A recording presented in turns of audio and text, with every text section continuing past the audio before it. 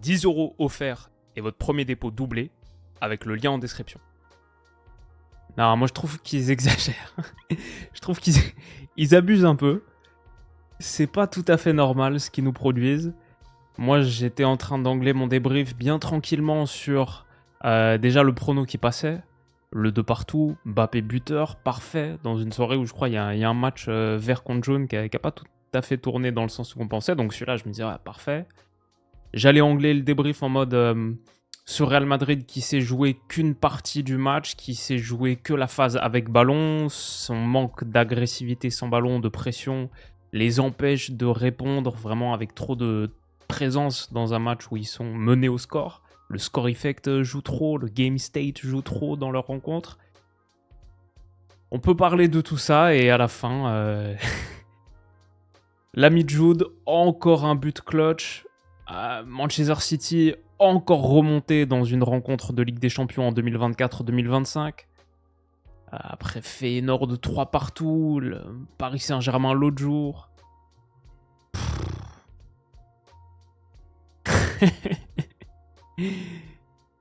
C'est vraiment un club pas comme les autres, c'est vraiment une équipe pas comme les autres, c'est néo-galactique là, et Carlo Ancelotti avec quelques mots doux à glisser à Clément Turpin en coup de sifflet final. Mais ouais, je voyais le Real Madrid au-dessus dans ce duel, aussi parce que City c'est un peu inquiétant, mais je les voyais pas remporter ce match aller à l'Etihad. Ils sont dans une superbe position désormais, vainqueur 3-2 donc de Manchester City.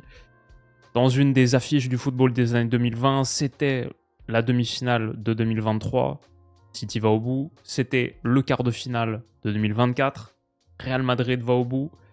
Est-ce que le vainqueur de ce choc remportera encore la Ligue des Champions comme sur les 2 dernières années? On verra. Ça ressemble plus à un match de play-off 16e de finale, on en parlait dans la preview. Mais le résultat, ça n'a pas été un match de play-off 16e de finale. Le résultat, ça a été une superbe rencontre de foot où on a vibré, où il n'y avait pas grand-chose de maîtrisé, mais, mais c'était kiffant à suivre.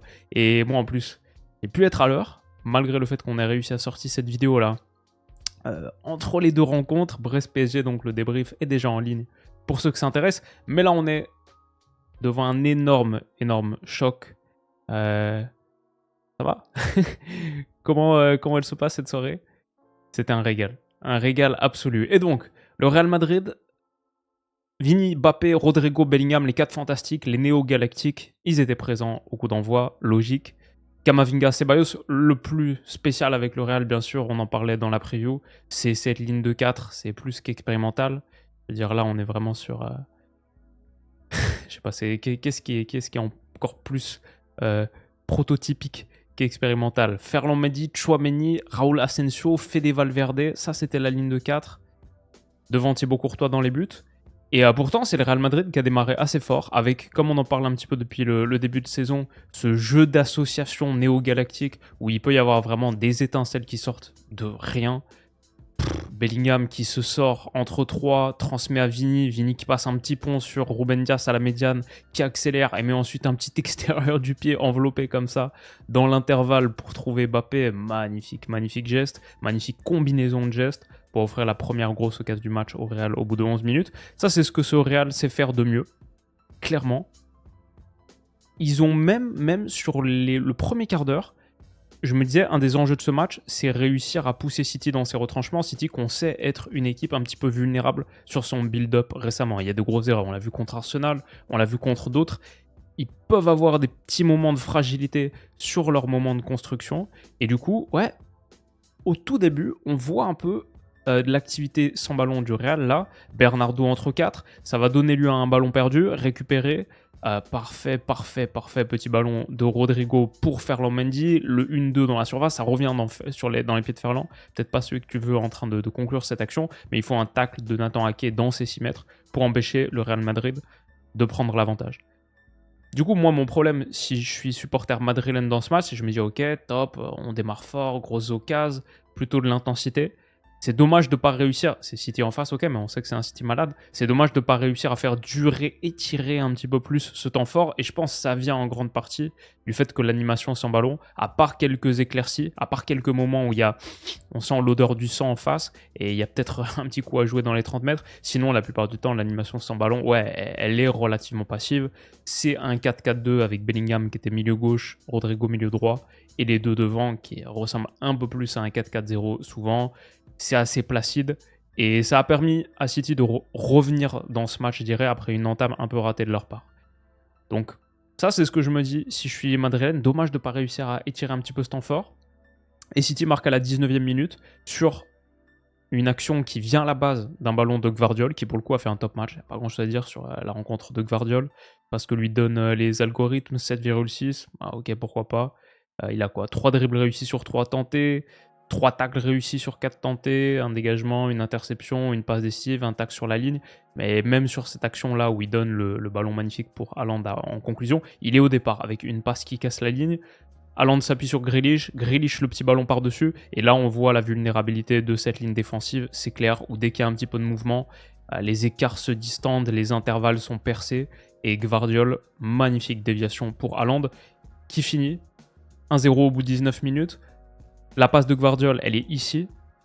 Sur l'image d'après, on le voit commencer à arriver là dans l'écran. Il a poussé un sprint, un vrai dépassement de fonction, splendide. Et ça a permis de surcharger ces 20 derniers mètres, de créer un petit 3 contre 2 local là, où il était l'homme libre.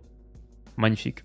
Très bien joué. Il y avait Savigno aussi de l'autre côté. Très bien joué par Gvardiol. Petit ballon par-dessus Grealish. La déviation est splendide. Et Haaland qui finit aussi en cadrant avant tout et en la mettant dans cette zone intermédiaire qui est vraiment typique de ses finitions. Je vois souvent ça. Le plat du pied pour assurer et pas forcément de la force, mais chercher la zone où c'est peut-être difficile pour le gardien d'intervenir.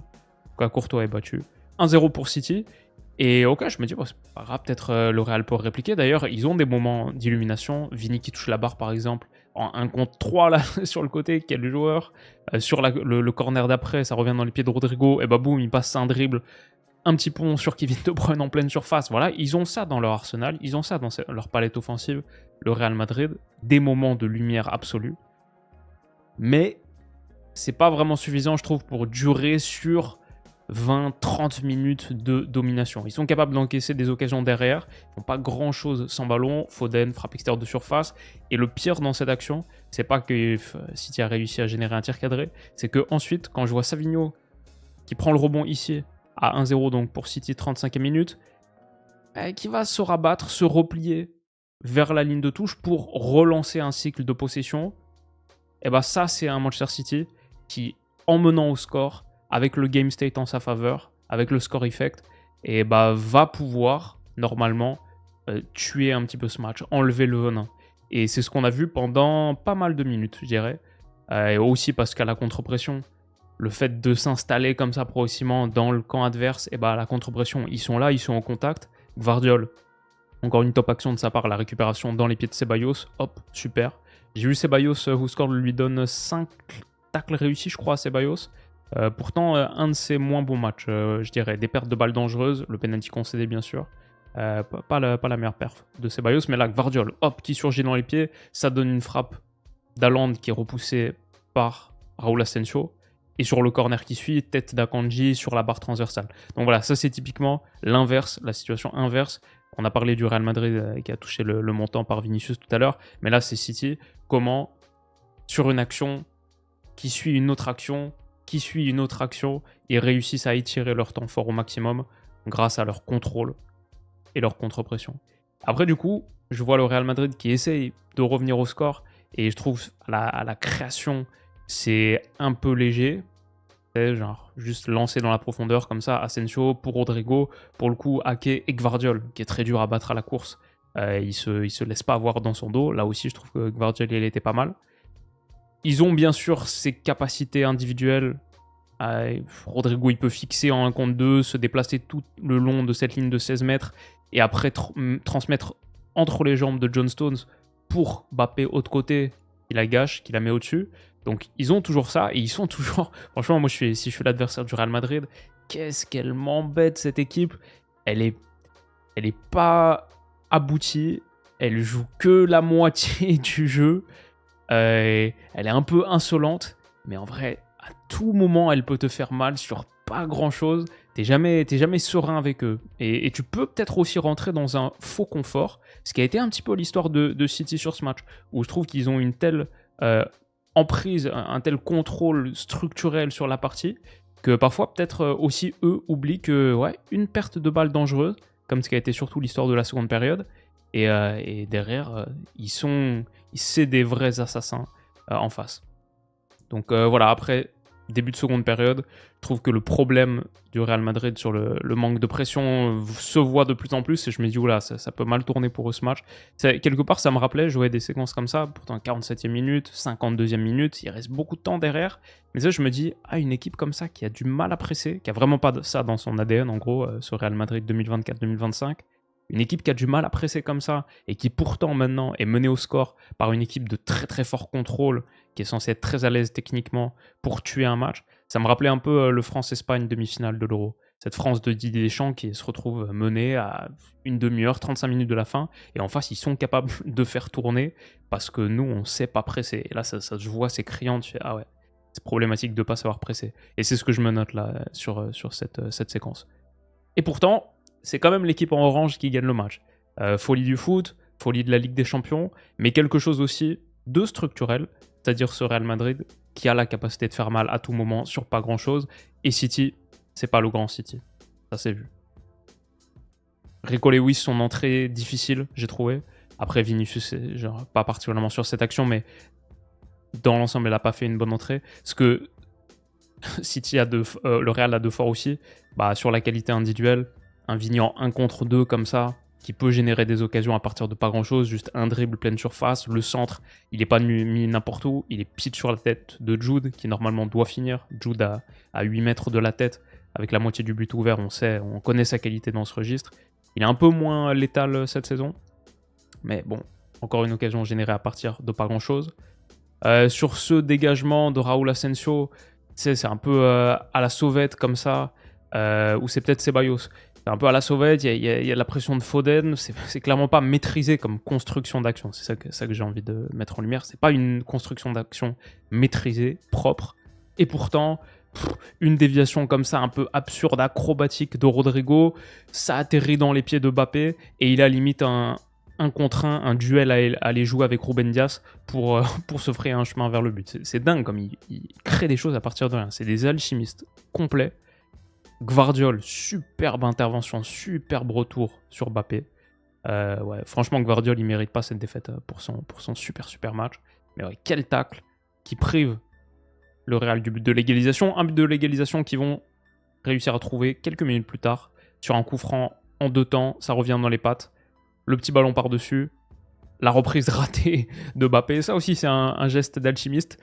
Il a transformé le plomb en or parce que elle est clairement ripée cette reprise, et pourtant elle trompe Ederson. Ils en rigolent avec Vini et Jude. C'est belle image.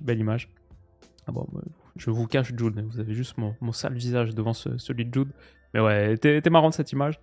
Ils reviennent à un partout, et c'est ça qui est assez dingue avec ce Real. Pour le coup, le timing, le momentum, ça, le mot que je cherchais, de leur match, il est très spectaculaire parce que ils sont pas en contrôle de cette rencontre, je dirais. Sur 90 minutes, ils sont à aucun moment en contrôle, mais ils égalisent, et ils ont genre 2 grosses occasions derrière, avec des gestes lumière encore une fois. Mbappé, Trivela, autre côté, ça atterrit dans les pieds de Valverde, là ça frappe, elle fuse le montant, pas grand chose. Petit ballon comme ça, qui passe devant Rico Lewis, énorme occasion pour Jude face à Ederson. Voilà, ça c'est le Real, ils ont ça. Ils sont aussi capables de concéder un penalty sur leur micro-temps faible, là, 77e minute. Foden, bonne incursion pleine surface. Toujours pas un siffle, ça va faire débat, j'imagine. Mais moi, je trouve que c'est normal que ce soit penalty. Il y a 2 genoux qui s'entrechoquent, là, comme ça. Ceballos aussi prend pas le ballon, il prend seulement Foden. Son pied était sur la ligne. On sait que quand c'est sur la ligne, c'est penalty. C'est dur à encaisser comme penalty, mais c'est une charge un peu mal réfléchie de Ceballos. Parce que pourtant, j'adore sa saison. Et on en parle quasiment à chaque récap du week-end, ses perfs défensives. Mais là, une petite naïveté sur cette action et un bon double contact de Foden pour générer un penalty. Ancelotti est hors de lui, je comprends. Je pense quand même que c'était la bonne décision. Dieu sait que je suis pas le plus grand fan de Clément Turpin. Haaland transforme, contre-pied. Brahim Diaz entre. Grand moment de ce match, l'entrée du petit Brahim. Et en vrai, on joue la 86e minute. City est en train de remporter cette rencontre. City est en train de remporter ce match aller de play-off de Ligue des Champions contre le Real Madrid. Et en vrai, tout seul, ils se mettent dans la difficulté. Comme contre Feyenoord, comme dans pas mal de leurs rencontres de Ligue des Champions cette saison, pas mal de leurs matchs de Première Ligue cette saison, un peu tout seul, avec des erreurs flagrantes défensives, à la construction. Ederson, sa relance, elle est cata. Derrière, Bellingham transmet pour Brahim. Brahim pour Vini, en angle fermé. Même Ederson, sa parade, elle est catastrophique. Il la met dans la seule zone. Je veux dire, à part Vini qui est sorti de l'action par sa frappe, il y a 6 mancuniens dans la surface. Un orange, bon 2 si on compte Mbappé là, mais grosso modo, il y a un orange dangereux, c'est Brahim. Ça lui revient dans les pieds. Il finit de partout. Il célèbre pas, pourtant il s'est fait bien siffler quand il est entré. Il aurait pu célébrer un peu. Il égalise en tout cas de partout. Et là, je me dis, ok, bah parfait, c'est mon prono validé. De partout, Mbappé buteur, on est content. 92e minute. Longue ouverture de Raúl Asensio. Jude qui gagne son duel aérien. Kovacic relance. Déviation pour Rico Lewis, un peu cata. Et un petit peu comme tout à l'heure, Abdallah Sima qui prenait le dessus sur William Pacho, et bah c'est Vinicius par-dessus Rico Lewis. Il y aura plus de conséquences derrière, parce que Ruben Dias s'est battu à la course. Il est un peu lent, c'est vrai. Ederson sort dans le no man's land, un peu incompréhensible ça. Et Vini, le petit ballon par-dessus. Jude qui a suivi. 92e minute, le Real Madrid, en l'espace de quelques instants, a renversé cette rencontre et remporte cette manche aller de Ligue des Champions. Quel match, quelle folie. C'était vraiment une soirée totalement dingue, les amis. Et ouais, on va regarder un peu de Sporting Dortmund demain, Juve PSV aussi. Aux dernières nouvelles, là aussi, mon Juve PSV, c'était un partout, c'était parfait. Et j'ai vu que la Juve a pris les devants. Je sais pas combien ça a fini, mais j'avais les notifs, je voyais 2-1 pour la Juve. Donc ouais, je vais regarder ça demain. Et je pense qu'on se fera un récap de tout. Je sais pas si je ferai un Monaco-Benfica demain soir, coup de sifflet final, mais je pense qu'on fera un grand récap de Ligue des Champions jeudi midi. Voilà. Moi, je vais me coucher. 2 vidéos en une soirée. Ça a été un peu sport, notamment la première. Mais j'espère que ça vous a plu. Toujours content d'être au rendez-vous. Quel kiff, quelle chance. Et j'espère que tout roule pour vous aussi. On se dit à demain. On se dit à jeudi. Prenez soin de vous. Et bisous.